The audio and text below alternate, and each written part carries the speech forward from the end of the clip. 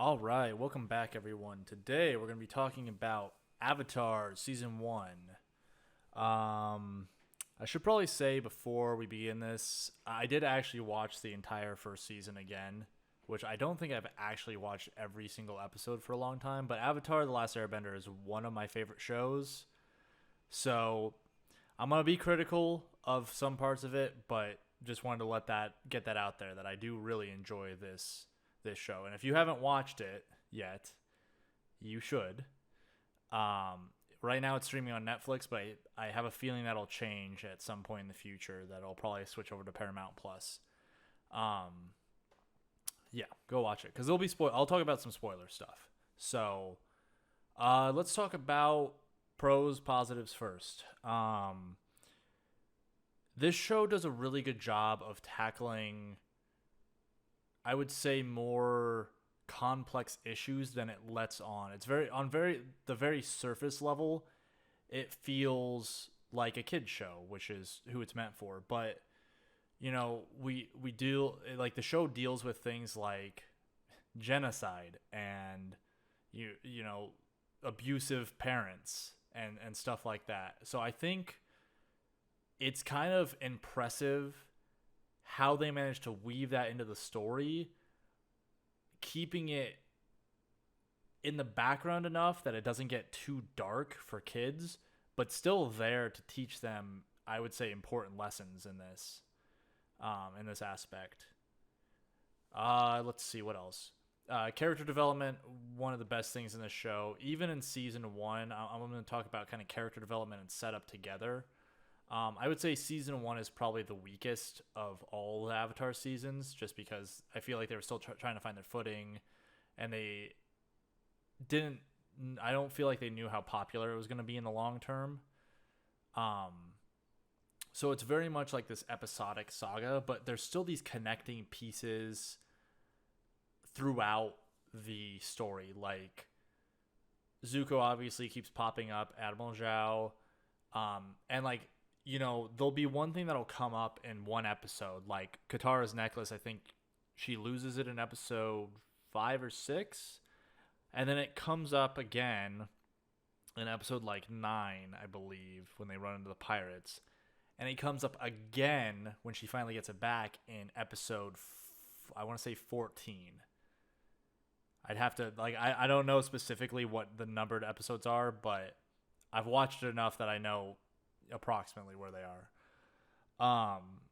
But like those little like plot points that they keep bringing back makes it gives it more of a cohesive story, especially with like the different pieces with Admiral Zhao too as the main antagonist. I would say for season, like Zuko's there for sure and he's a big antagonist, but I would say Zhao's kind of like the season 1 antagonist.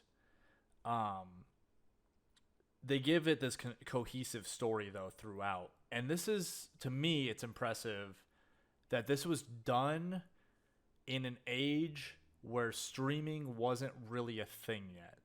Streaming was just I think I want to say The Last Airbender started in 2000. I had to look it up. 2004.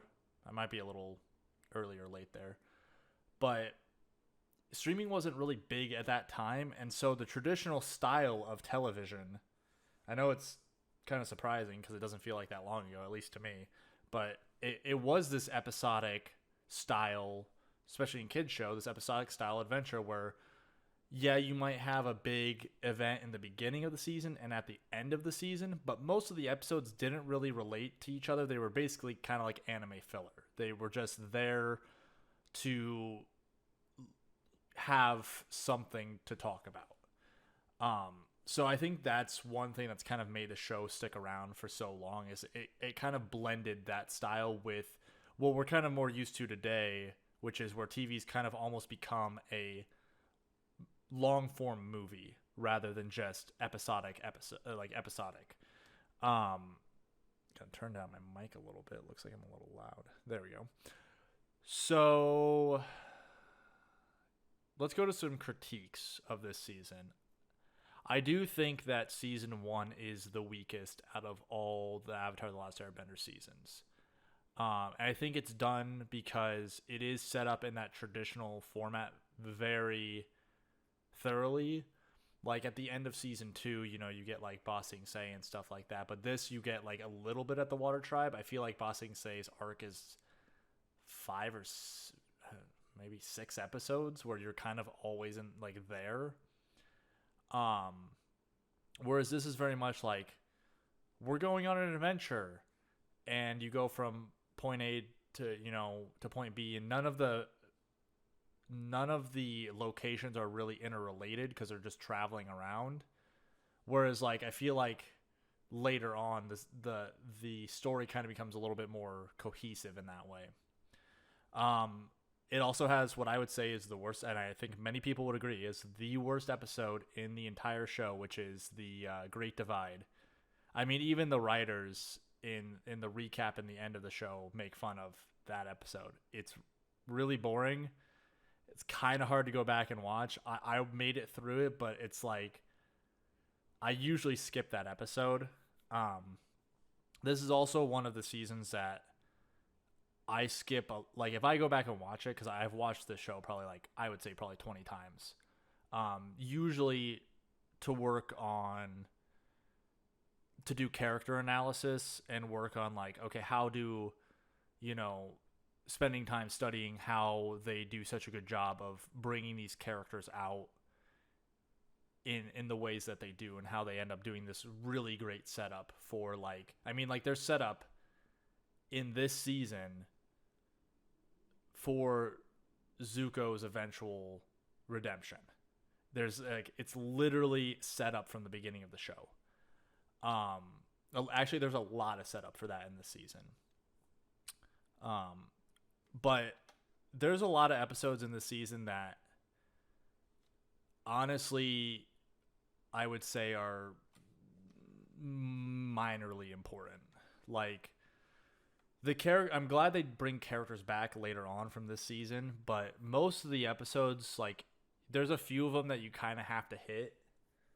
But you can mostly skip the middle of the season and get the general picture pretty easily from just watching the very beginning and the very end. You don't really need a lot of these, and it has some of the episodes that are kind of like, ugh, can we be done with this now, please? Can we be over this episode? So I think that's a major weak point for this season in particular. But it gets significantly better after this season. I'm trying to think of other big critiques I have for this season in particular. I think those are the big ones. I don't think there's really a whole lot else. I mean, we could go into individual like moments in the season that's like, okay, this is kind of weird. I don't particularly like to go into those in these reviews because it's just a little too nitpicky for my taste. I think when you start getting that nitpicky on anything, it's more of a personal opinion rather than it is necessarily like yeah, you can break down a scene piece by piece, but to me, unless you're doing that for like writing and like improving your own writing with scenes, then I don't really see the point in it when giving an overall like general review. This show's good. I mean, if you haven't watched it, I'm kind of surprised. I mean, I feel like everyone's heard of it. Now I feel like it's become very mainstream in the last couple of years, especially. But it's great, and it really is surprising how well it holds up, being a pretty old show now, realistically, and also being a kid's show.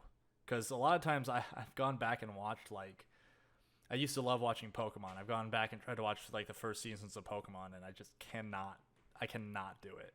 And I put myself through some books and shows that I don't like at all, and watched or read a lot of it, and I could not do it. Like it was too.